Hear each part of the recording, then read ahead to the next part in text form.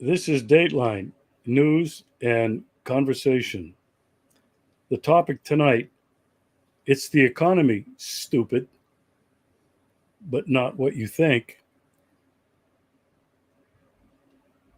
With me tonight is my good friend and colleague, Blaz Kavcic.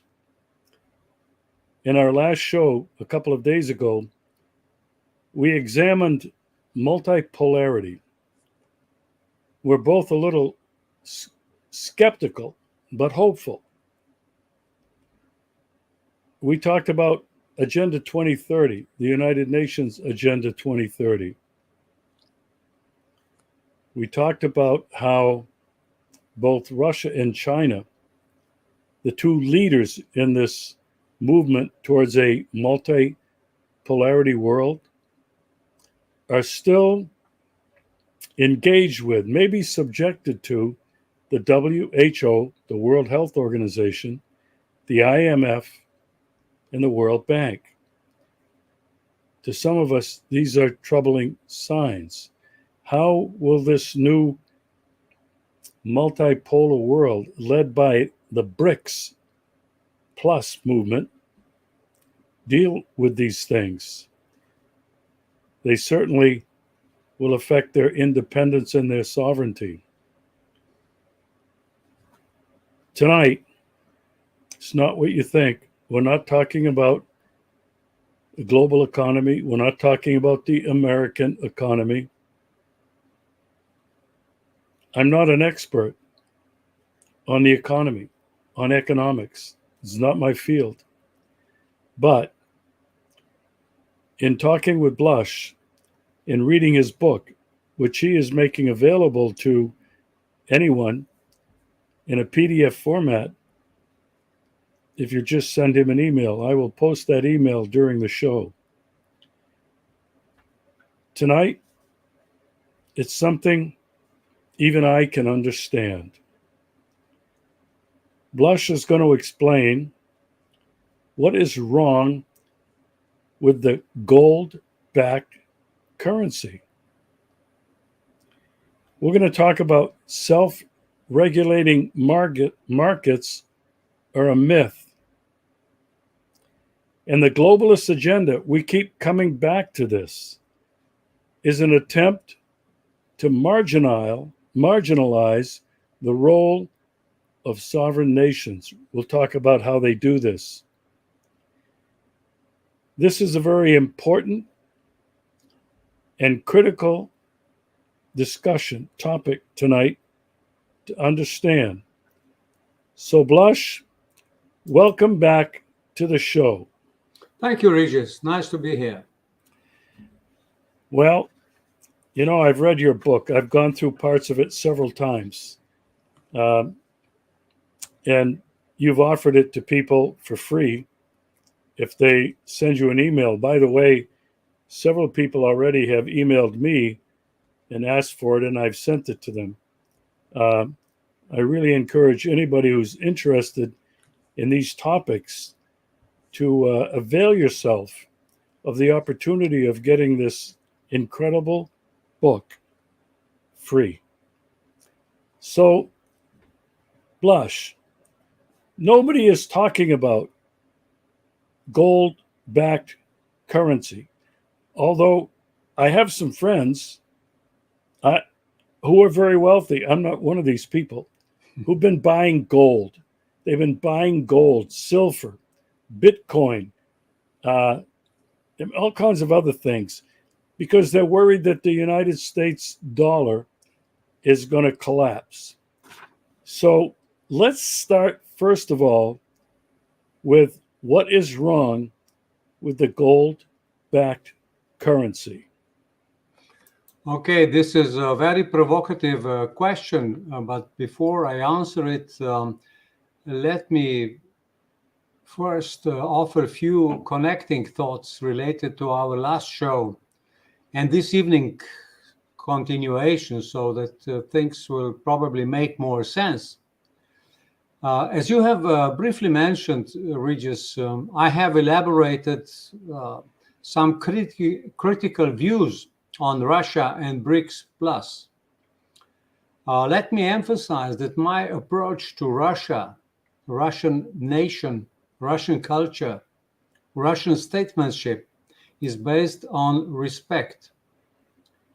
Like many people in Slovenia and territories of former Yugoslavia, I see Russians as distant relatives and wish them all the best. I also look at the achievements of Russian government during the last decades for their citizens with appreciation. And I will continue to be constructively critical, hoping for Russia to become important driver of positive change in the world. In some aspects, it already is. Next, I hope that our viewers, Regis, will understand my general approach, which is between pragmatic, street smart on one side and academic on the other side. I have an academic degree, but most of my life, I never was a classical academic. I was engaged in industrial management, marketing, sales, consulting, and politics. I was around the top on the national level, but never a part of controlling networks. I'm explaining this because in our difficult times, we unfortunately do not have philosophers as there once were, like Socrates, Aristotle, Plato, Seneca. Contemporary philosophers are as if on the planets of their own, disconnected from existential questions of most of the living people on the planet today. Or they are deeply involved with the powers that be, colluding with them against the people. So probably it would be useful for me to illustrate a little bit more directly what I mean by analyzing the positions and presentations of two excellent journalists who are also friends of your show. The question is, are the best people in the alternative media plowing deep enough, or they plow too shallow, engaging themselves with superficial facts, events, consequences, and not addressing the systemic causes where the problems really lie? I respect and follow the work of Dimitri Laskaris and Garland Nixon's. Just a few observations related to their last shows. Dimitri has devoted a lot of attention to endeavors of American presidential candidate Diane Sare, a Quaker and a follower of late Lyndon LaRouche and Schiller Institute. Well, this platform has never developed a consistent view on sovereignty of national states, on monetary sovereignty, but has developed views which are tightly integrated in technocratic and transhumanistic war against humanity today, namely the noosphere concept. The noosphere concept, probably unknown to most of ordinary people. This is a philosophical concept developed and popularized by the biogeochemist Vladimir Vernadsky and philosopher and Jesuit priest Pierre Teilhard de Chardin. So this is very important transhumanistic root of modern thinking, but hidden to most people. And may I just recommend that anybody who is interested in understanding deeper these questions should consult American analyst Alison McDowell. She has her website, Wrenching the Gears, where she goes really into details and nitty-gritty of all these philosophical, technological, and financial long-term connections. So I wanted to illustrate by this how the best people are often just repeating some things which may sound innocuous on surface, but actually they are very deeply connected with globalist war against humanity today. Our friend Garland Nixon spent a lot of time during his last show debating the age of Macron's wife, how old she is. She's a very old lady, according to him, and she is an old lady. And a lot of time to Biden's performance during the debate with Trump. Okay, it was interesting, factual, but rather superficial, leaving aside the systemic level. Garland is one of the best and very eloquent commentators, but has problems in some basic views.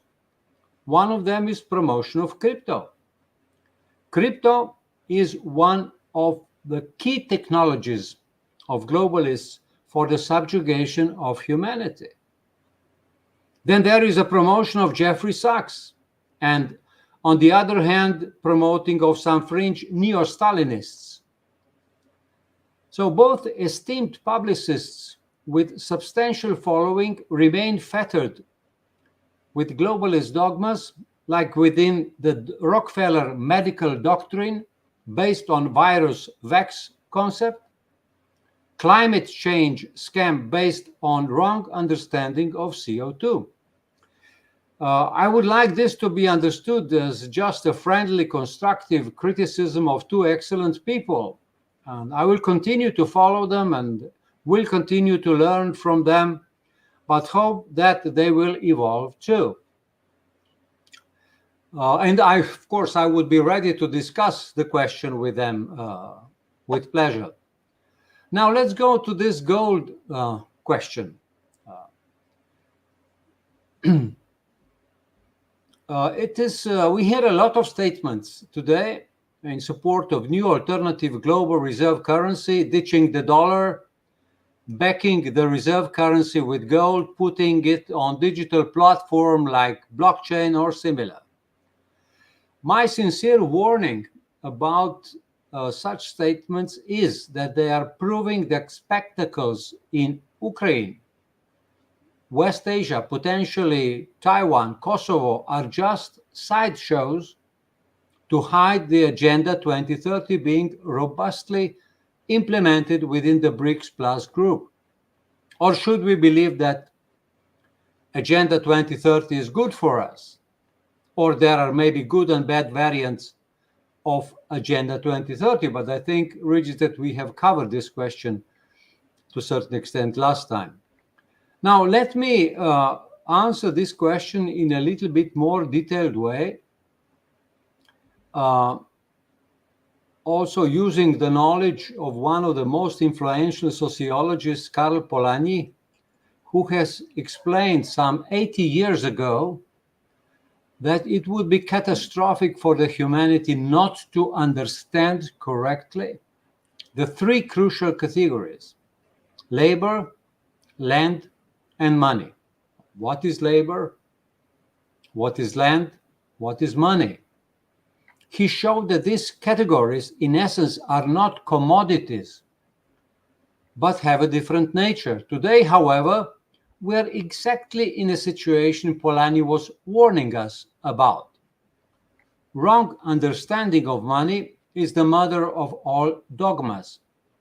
This is because privatized and globally monopolized emitting of money makes devastating imperial projects possible, like wars, terrorism, technologies which are against the nature, spraying the skies with millions and millions of kilometers of airplanes spraying our skies with toxic material.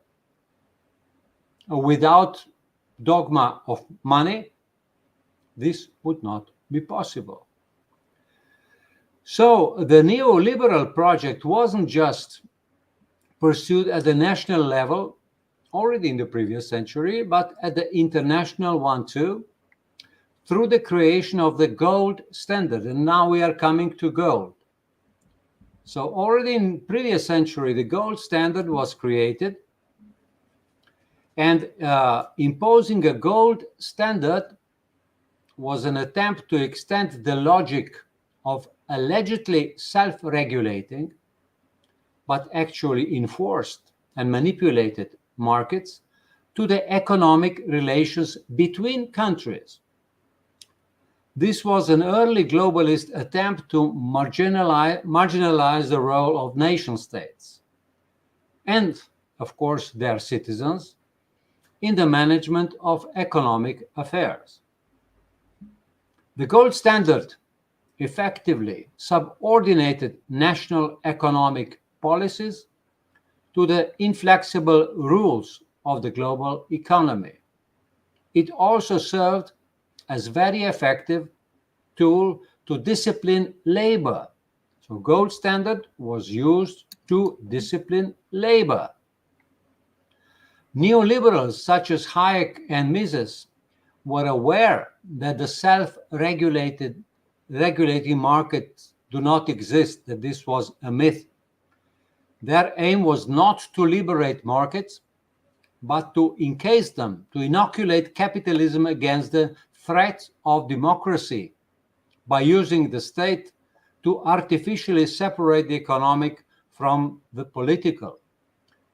So let me underline this once again. I'm business-oriented person. I like to see competition in many sectors.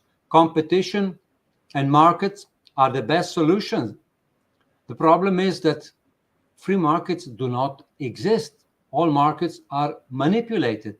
And where we want to see free competition, we should make sure by good governance of national state that the competition in certain sectors will be free and performing what a competition should perform, meaning lowering the prices for the consumers and making competition also with the quality of products. So in this sense, market liberalism can be considered a political project as much as an economic one, a response to the entrance of the masses into the political arena from the late 19th century as a result of the extension of universal suffrage, a development most militant liberals of the time were vehemently opposed to. This project, neoliberal project, wasn't just pursued at the national level. We mentioned that the main target was globalizing the markets.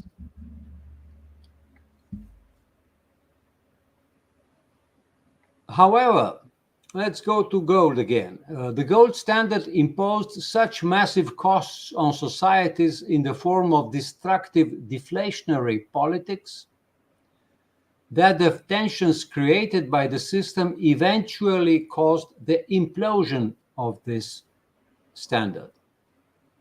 First, we saw the collapse of the international order in 1914, and then again following the Great Depression in the second half of 20s. The latter prompted the biggest anti-liberal counter-movement the world had ever seen, as nations sought different ways to protect themselves from the destructive effects of the global so-called self-regulating economy, including by embracing fascism. In this sense, according to Polanyi, the Second World War was a direct consequence of the attempt to organize the global economy on the basis of market liberalism, or market fascism, if you want to call it. Back to gold, yes, gold can be a good thing. It should be understood just as one of the commodities, probably advisable asset within national, corporate, or private portfolios, just like silver or some other traditionally established commodities. But the short answer, I could also answer your question with one sentence. This is good national currency needs no backing of any commodity. It's just a myth, and it is never done. So the only real backing of the currency is harmonically functioning national economy, where goods and services are being created to cover the real needs of citizens. So this would be, let's say, a little bit broader answer to the question of golden monetary system and the problems of BRICS. Okay. I can understand that. I mean, it makes sense to me. We're not talking complicated economic theory here. And I appreciate that. Now, I want you to expand a little bit more on the only real backing of the currency is harmonically functioning national economy, where goods and services are being created to cover the real needs of citizens. Now, we're talking, and you and I have talked about this before, developing a constitution which guarantees the real needs of the citizens of every country. But, Blaz, expand a little bit more and explain to me what this means, the functioning national economy where goods and services are being created to cover the real needs of citizens, as opposed to what's happening today. Yes. The governance of the world have been well understood and explained by the classical economists like Smith and Ricardo. Maybe some of their views are not adequate today for the modern conditions, but the basic principles, yes. And also the classical economy, which is prevailing today, the neoclassical model, has defined some things correctly and logically. One of the basic things is every student of economics during last decades has learned the chart of the basic alternatives for each national economy, guns and butter, or guns or butter, which means that every national economy must make choices how the resources of the country will be used, in which way, to manufacture goods for the people or to manufacture things that are meant for destruction and have negative value, like weaponry, military.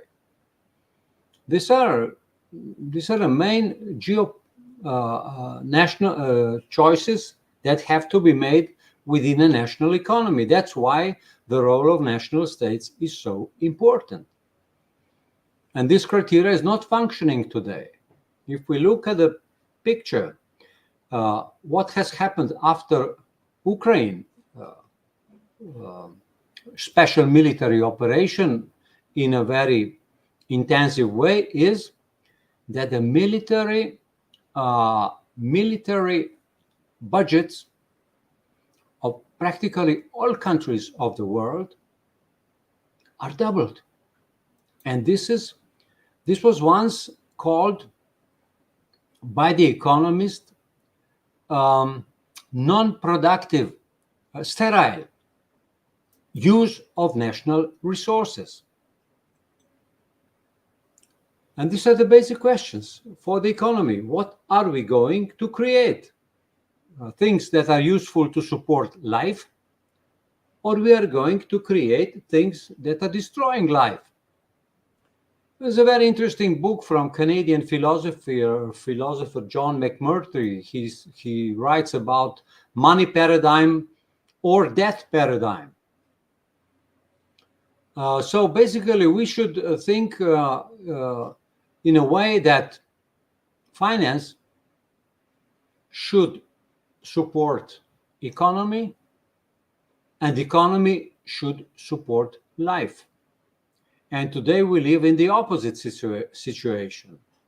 Finance is used by the global caste to extort, to parasitize on the planet, on the people, and to channel the money into usages which are against the interest of the people.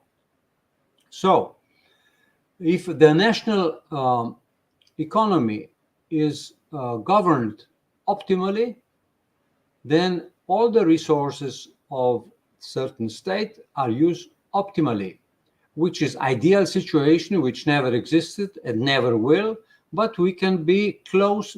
We could be much closer to this ideal than we are seeing in the present situation.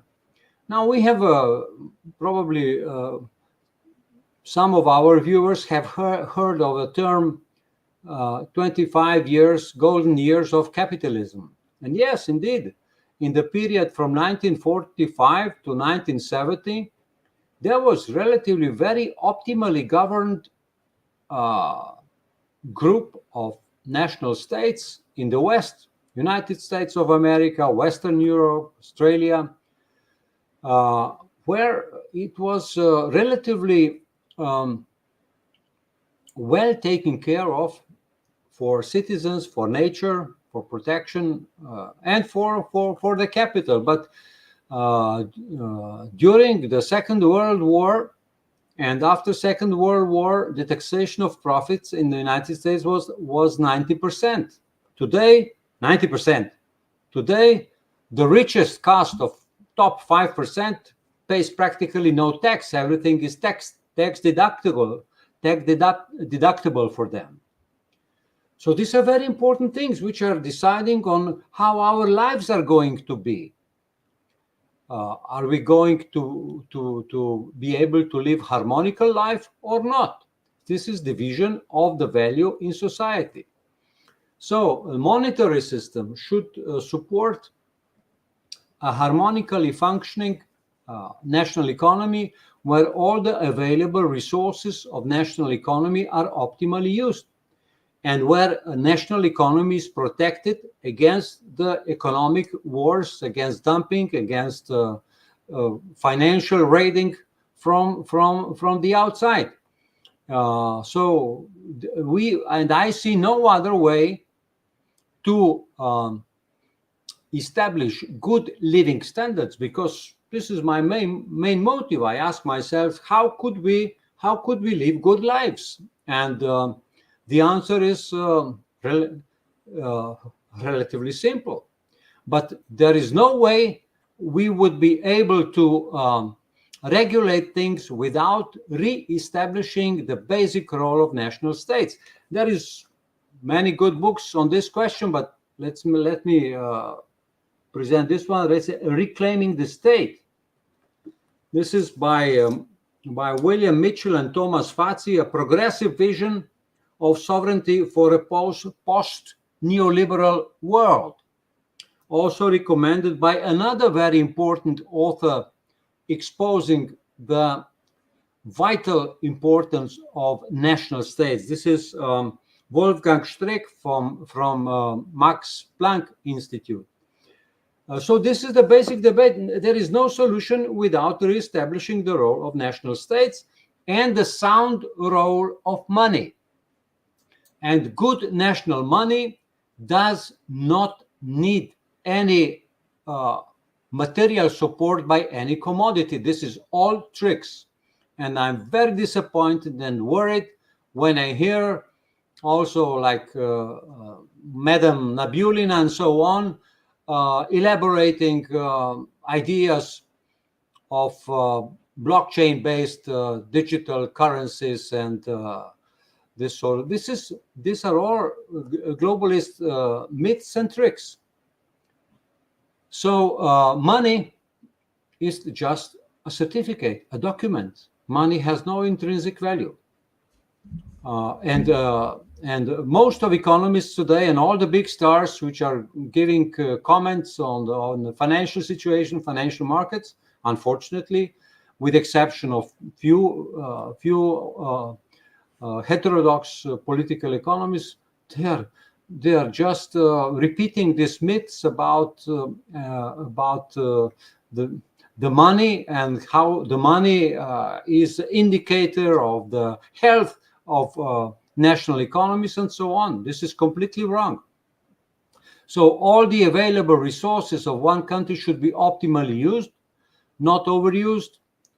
And then the money can easily play a very simple role of just supporting the systems of measuring value, savings, investment, and transactions. And this is very simple. It has been done. It's nothing new, but we have to revert to some solutions of the classical economy. Well, one thing that really struck me in this discussion was guns or butter. And you've talked eloquently about nations and money policy have got to serve the needs and the interest of the citizens. Blaz, I'm not living in America right now, but I remember very clearly for many, many years watching the United States year after year increase their war budget. It's now over $1 trillion a year when you consider everything. The deep state, the I don't know, 20 or more security agencies. NASA is dual purpose.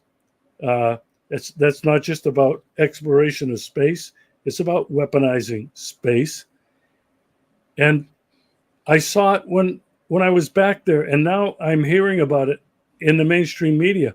The infrastructure in America is rotting. Bridges. We don't have high-speed rail in America, and the rail we have is pitiful. We look at our schools. We look at our cities. Once great cities are now vacant. They're boarded up. Yes. When we look at homelessness, I'm talking just about America now, but the same thing applies for many European countries. Homelessness in America. I think there's over 1 million people who have been forced onto the streets. They're not drug addicts. They're people that the government and the American economy has neglected. Is that people do not have free health care in America. The educational system is gone to hell. I mean, I could go on and on and on, but I'm trying to emphasize this most important point that you made. Guns or butter? Are we going to spend our national wealth on guns? And when we look across Europe, all these countries, how much they're spending on guns and weapons. Look at Japan. We look at Australia. We look at New Zealand. We can look right across Europe, and we can look across the Middle East. How much money they're spending on guns and not on the needs of their citizens.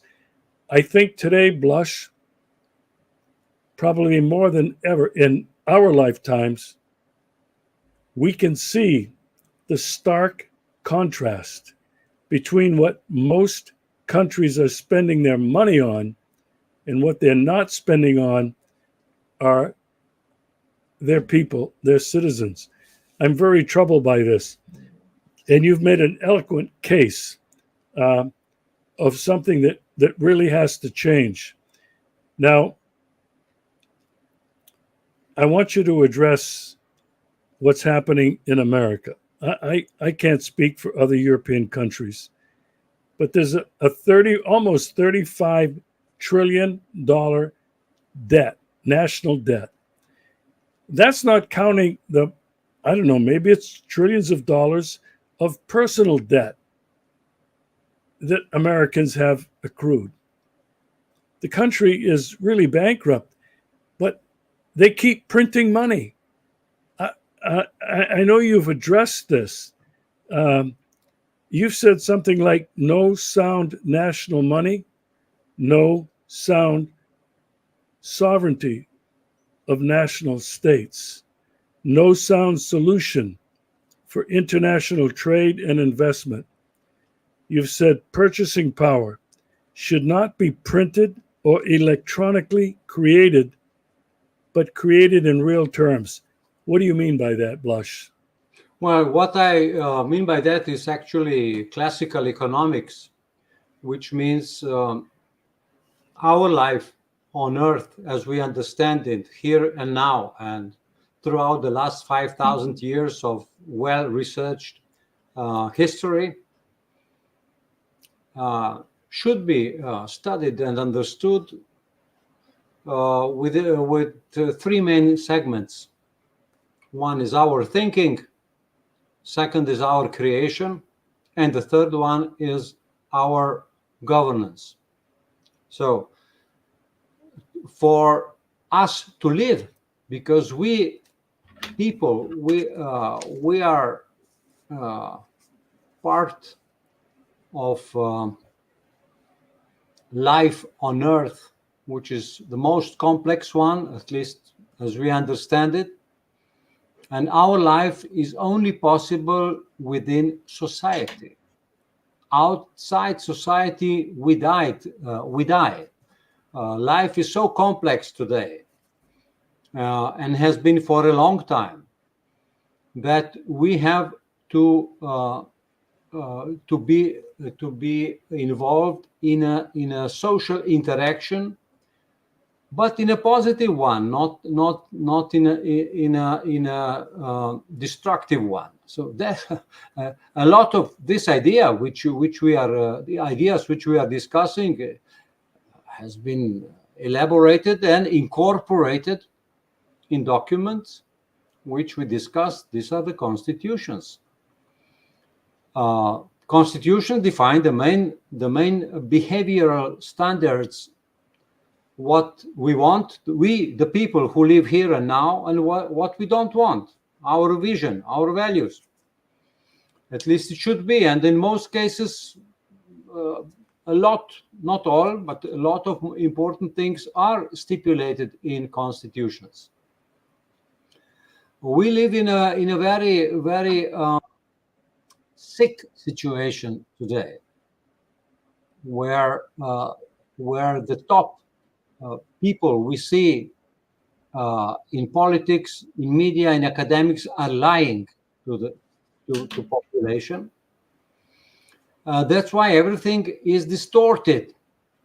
But basically, we should come back to the basic values which are known and are just manipulated, and assure that the life supporting activities should run smoothly in each national state. Let me debunk one very important myth, that we live under restrictions of limited resources. This is not true. It has been debunked by Thorstein Veblen already in the previous century. He said that technologies during first and second and part of third industrial revolution have developed so much that for about already 100 years, humanity does not have a problem of limited availability of goods and services. Just the opposite is the case. What the ruling elite has created is what Thorstein Veblen calls conspicuous consumption and conspicuous leisure. These are categories with which artificial deficiency of goods is created. Artificial deficiency. So the power, poverty is artificially created. There is no need for poverty.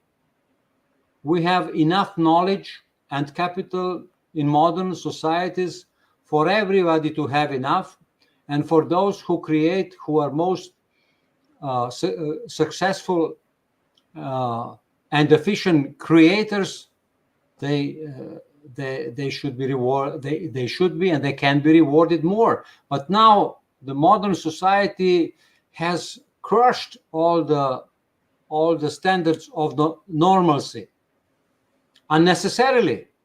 But why has it happened? It's not a mistake. The human society is being artificially crushed because this is the only way the existing elite, which has about 500 years continuity, sees the possibility of them remaining in power. And so that's why they are destroying everything. And the magic with which they are doing it is that there are hundreds of thousands of people who are enjoying comfortable lives, like engineers, doctors, economists, lawyers. There are also artists, Disneyland, Hollywood, sportsmen, gladiators, games. All these people are richly paid just to make confusion in a society. So we have to re-establish the standards of living, which have been here with us in human civilizations from Confucius on, and they just have to be adapted to the prevailing conditions of life on Earth. But after the Corona scam 4 years ago, we entered a situation where not only the majority of our creation, but more than 90% of what we, the people, create is being used for destruction. All the military standards, you have mentioned some figures which are only partly true. They are much bigger because the military concept exceeds just the military budgets. It's all the media, all the pharmaceuticals, all the games that are being organized, Hollywood, sports, all these arenas are financed. It's a kind of a military against the normal life and normal people. This is how far we have gone, and it has exploded after the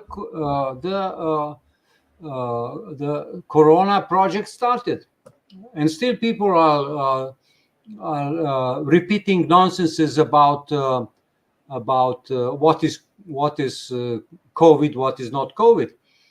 And this is a very important question today, because everybody who claims to be on our side, Regis, and who still speaks of COVID as a new novel disease, is working for the globalists. I'm sorry, but the big names with a lot of knowledge, with a lot of followers after 4 years should be clear on that. So that's why I have to, and you are actually leading me again and again back to explaining this basic dogmas: dogma of money, dogma of democracy, dogma of CO2, and dogma of virus, which are today controlling our lives. That's why we have to explain it to our audience. And what do we want to achieve? It's not just a discussion. with my book and with all my appearances public, I have one aim. I would like patriotic experts with some knowledge in each individual state around the world to organize themselves. We should establish some sort of cooperation. But the first thing is they have to prepare a plan, a defense plan, national defense plan. And whoever has not yet come to the conclusion that we, the people, we have to defend ourselves, is working for the globalists. And our defense cannot be personal ones. No Tucker Carlson personal guns will help us. No personal arms are useful here. Our defense is our constitution. And our defense is achieving the point where the government will work for us. And government will not work for us under the prevailing political system.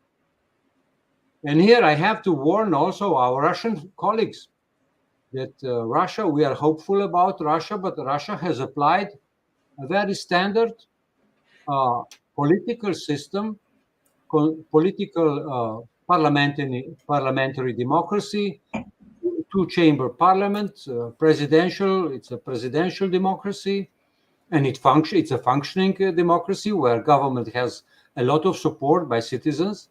But as a model, it is the same model as it is prevailing in the West. Political parties and corruption are the mechanisms. And I hope that we are hopeful about the Russian intellectuals, that they will start thinking about the next generation of democracy, and away from globalism and away from Agenda 2030. It's not happening yet. So things are interconnected, Regis. I would not like to be too long. So if you have some more detailed sub-questions, please. No, I'm scrolling across the bottom of the screen here, your book, How We Will Survive and Thrive, Leaving Predatory Globalism for Sovereign Humanism. This is what we've been talking about. This is the fight. Now, before we finish, both of us have been hopeful about the BRICS movement, a multipolar world. Why? Well, because in their official statements, they emphasize the sovereignty of all nations. This is what we're talking about, sovereignty, not being controlled by globalists, but sovereignty. The equality of all nations, the respect for all nations, development that helps all. A rising tide raises all boats. They're talking about trying to find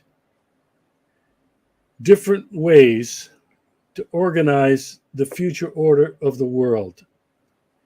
And that's beautiful. That really has me very excited. But as you've been pointing out, and we've been discussing on this show several times now, you have pointed out the dangers. And you made it very clear that in Russia, and I think in China as well, it's the same globalist system. You can correct me if I misunderstood that.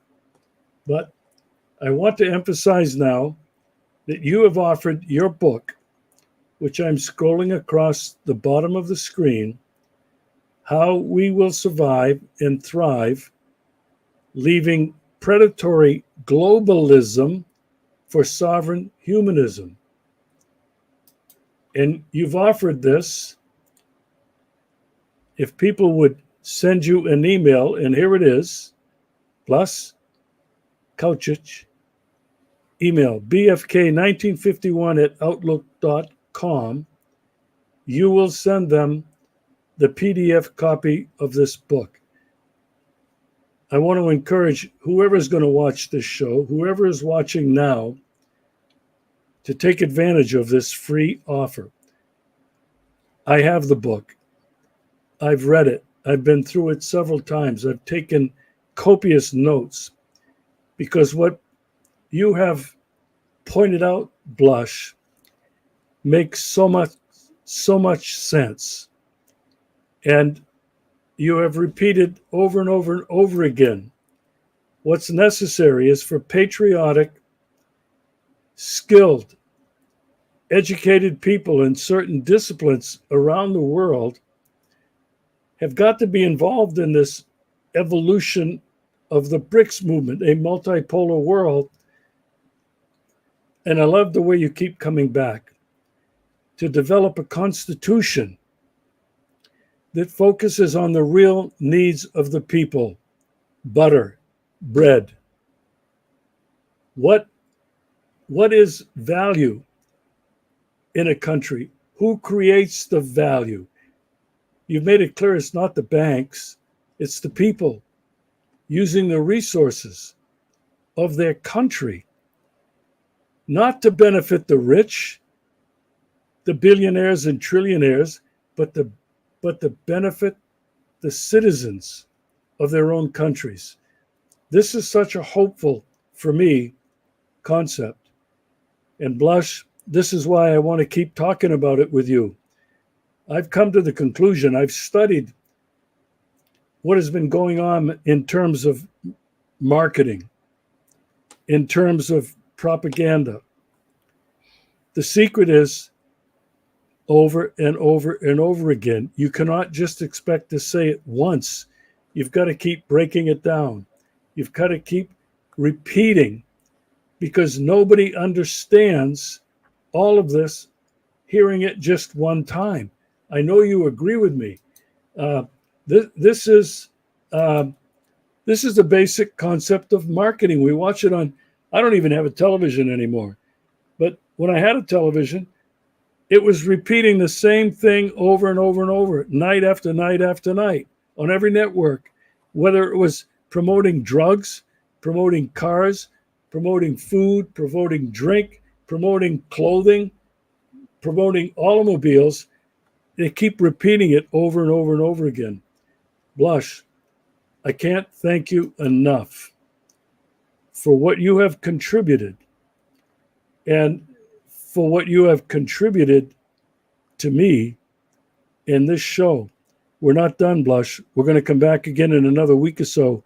We're going to continue talking about this because I think you are one of the few people I know who is articulating these basic concepts, not about very deep economic, theoretical, academic terminology, but in real terms people can understand. Your concluding thoughts for tonight, Blush. Yes, thank you very much. We are on this quest together. Regis, best hopes for BRICS and for Russia. I have seen there from Sam Philip one question regarding the blockchain. Is it a solution that might help Russia and China to escape the sanctions? No, it has no connection. Russia and China do not need blockchain support to bypass sanctions. I think the sanctions will fall. They are falling apart because most of the world is now voting against sanctions, and I think we will have a very strong economic turmoil. Middle East is brewing, and I think sanctions have shown that they are lethal. They have had no meaningful geopolitical impact, but they have devastated lives of many millions of people. And I think that this one there are some positive signs now for basis for optimism. And I think, Regis, we will, if you also think so, we will continue, and we will involve always some maybe polite overview of modern thoughts of our colleagues in alternative media who are bringing a lot of very important information and facts and analysis, but are by rule always omitting some most important systemic things. And I hope nobody will take that against us. We would, at least I personally, I know as far as I understand you, we would like to cooperate with all people of goodwill. Yeah, this has to be uh, a belief, a vision that people around the world can share.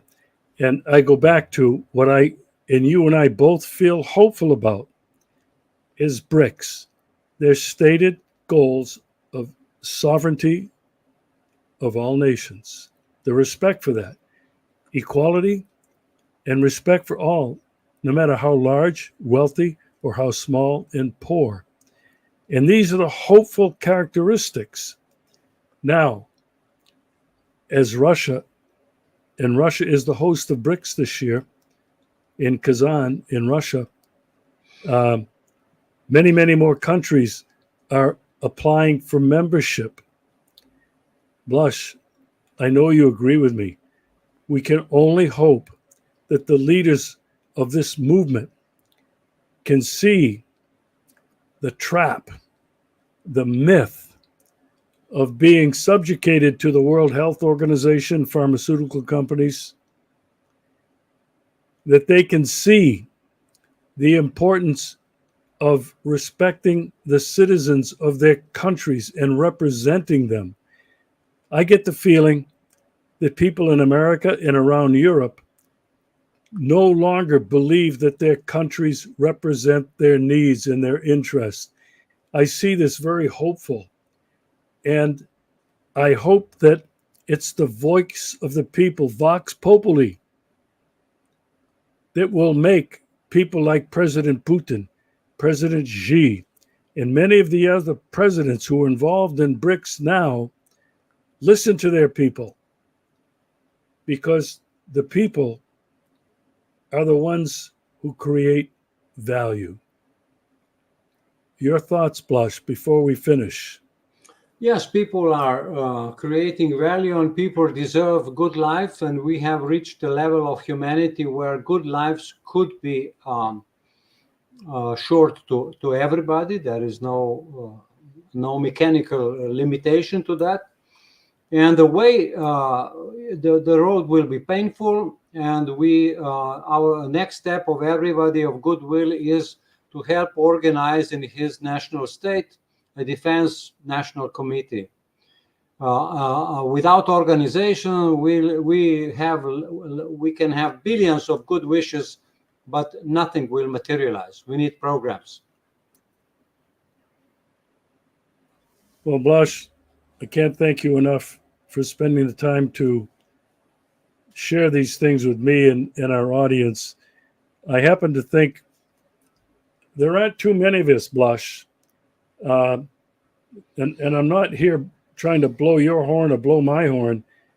The rest of the alt media and media are not concerned with what we're talking about. Yeah.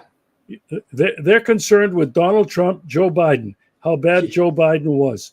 They're concerned with Palestine. Yeah. They're concerned, and hardly anybody anymore is concerned with what's going on in Ukraine. But it's the same thing. It's just a slower paced genocide that the United States is backing in Ukraine. Yes. And as you mentioned in the beginning, they are giving us games, distractions, and bread as they move their own agenda in a direction that is directly against our basic humanity, transhumanism. This is the challenge. Not enough of us are talking about this. Our colleague, Maria Nikolakaki, in Greece has been teaching this and writing about this for a long time. But there are not too many other people who have a platform for getting this message out. Blaz, we'll see you again next week to continue the discussion. Thank you. See you. Bye.